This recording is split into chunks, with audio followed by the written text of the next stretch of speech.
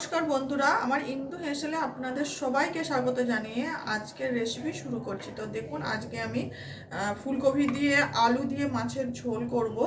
তো মাছ ভেজে নিয়েছি, ফুলকপি ভেজে নিয়েছি, চলুন এবারে রান্নাটা শুরু করা যাক। আর এখানেতে দেখুন, আলুটা আমি 50%-এর মতো গরম জলে লবণ দিয়ে 50%-এর মতো একটু ভাপিয়ে নিয়েছি, হালকা 50% মতো সেদ্ধ করে নিয়েছি। তো চলুন রান্না শুরু করা যাক। দেখুন বন্ধুরা, আমি এখানে সরষের তেল নিয়ে নিয়েছি।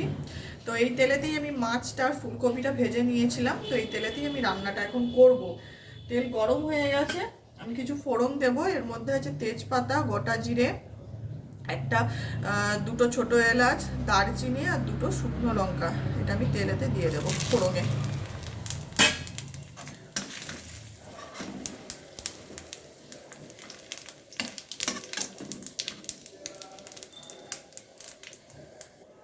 এখন আমি দিয়ে দেব পেঁয়াজ কুচি।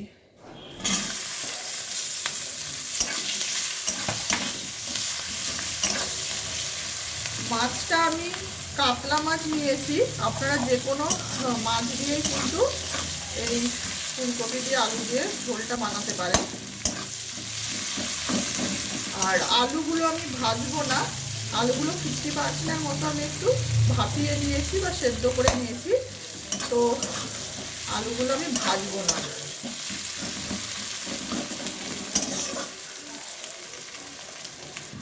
পেঁয়াজটা আমি একটু কাঁচা কাঁচা করে ভেজে নিয়েছি। পেঁয়াজটা কিন্তু খুব একটা বেশি ভাজা হবে না। তো এখন আমি দিয়ে দেব, এখানে আছে আদা, 1 ইঞ্চির মতো আদা, 1 কোয়া রসুনের কোয়া নিয়েছি। আর এখানে নিয়েছি আমি একটা গোটা পেঁয়াজ, একসাথে আমি বেটে নিয়েছি মশলাটা।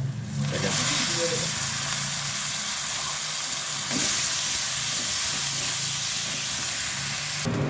ভালোভাবে মশলাটা আমি কষিয়ে নিয়েছি। আদা রসুনের কাঁচা গন্ধ চলে গেছে। এখন আমি দিয়ে দেবো টমেটো কুচি।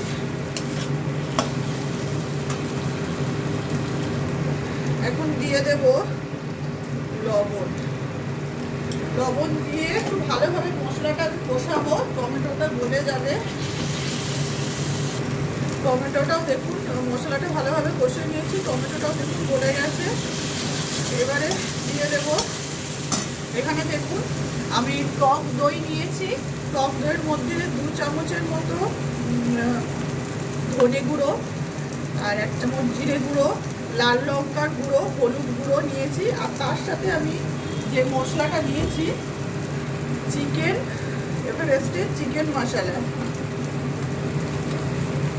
আপনারা মিট মশলাও দিতে পারেন, এটা কিন্তু মাছের ঝোলটা খেতে ভীষণ ভালো হয়। তো ওই সব কটা মশলা আমি একসাথে ফেটিয়ে নিয়েছি টক দইয়ের সাথে, এখন দিয়ে দেবো। আর টক দইটা দেওয়ার সময় কিন্তু গ্যাসের ফ্লেমটা একদমই কমিয়ে রাখতে হবে, নয়তো দইটা ফেটে যাবে। সঙ্গে সঙ্গে নাড়তে হবে।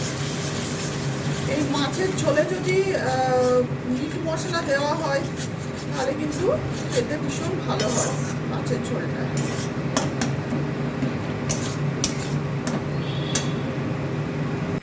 এখন আমি দিয়ে দেব চিনি, পরিমাণ মতো চিনি দিয়ে দিলাম।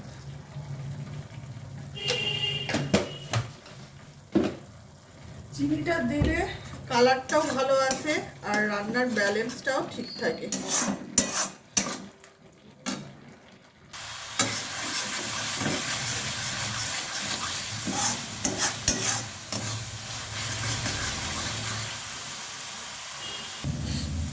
মশলাটা আমি সুন্দরভাবে কষিয়ে নিয়েছি।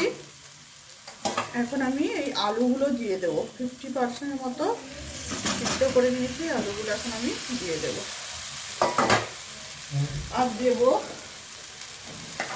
উপর থেকে একটু দিয়ে দেব লবণ। পরিমাণ বুঝে লবণটা দিতে হবে, কারণ আলুগুলো যখন আমি একটু সেদ্ধ করেছিলাম তখনও আমি লবণ দিয়েই করেছিলাম।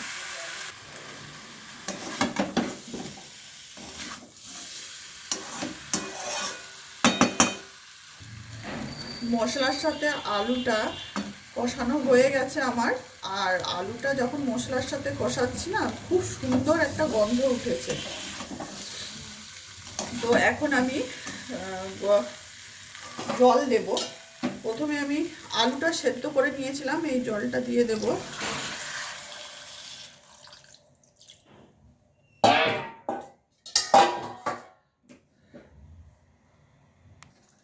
দিয়ে দেব গরম জল।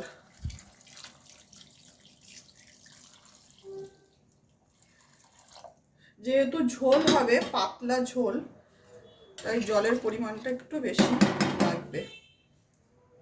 ঝোলটা এখন আমার ফুটবে কিছুক্ষণ, 10-15 মিনিট ফুটবে ঝোলটা। ঝোলটা ফুটতে শুরু করেছে, এখন আমি ভাজা নুন হলুদ দিয়ে ভেজে রাখা ফুলকপিগুলো দিয়ে দেব। মাছটা এখন দেব না। ঝোলটা আমি 10 মিনিটের মতো ফুটিয়ে নিয়েছি। এখন আমি ঝোলে নুন হলুদ দিয়ে ভাজা মাছগুলো দিয়ে দেব। মাছগুলো একটু কড়া করে ভাজতে হবে, তবে কিন্তু এই ঝোলটা খেতে বেশ ভালো লাগে। এক এক করে মাছগুলো আমি সব দিয়ে দেব। মাছ দেওয়ার পরে কিন্তু বেশিক্ষণ ঝোল ফুটানো যাবে না। ঝোলে মাছ বেশি ফুটলে কিন্তু মাছের টেস্টটা পুরো নষ্ট হয়ে যায়। তো আমি মাছ দিয়ে 1 মিনিটের মতো একটু ফুটিয়ে নেব, তাহলে কিন্তু আমার মাছের ঝোল একদম রেডি। আর আমি দিয়ে দেব ওপর থেকে একটু শাহি গরম মশলার গুঁড়ো একটু ওপর থেকে ছড়িয়ে দেবো, তাহলেই কিন্তু আমার মাছের ঝোল একদম রেডি। ওপর থেকে একটু শাহি গরম মশলা ছড়িয়ে দিয়েছি, এতে মাছের ঝোলের টেস্টটাও অনেকাংশেই বেড়ে যায়। তো আমার এই মাছের ঝোল রেডি হয়ে গেছে বন্ধুরা। আমার রান্না এই পর্যন্তই। তো আজকের রান্না এই পর্যন্তই। দেখা হচ্ছে পরের কোনো একটা রেসিপিতে। সকলে সুস্থ থাকবেন, ভালো থাকবেন। নমস্কার।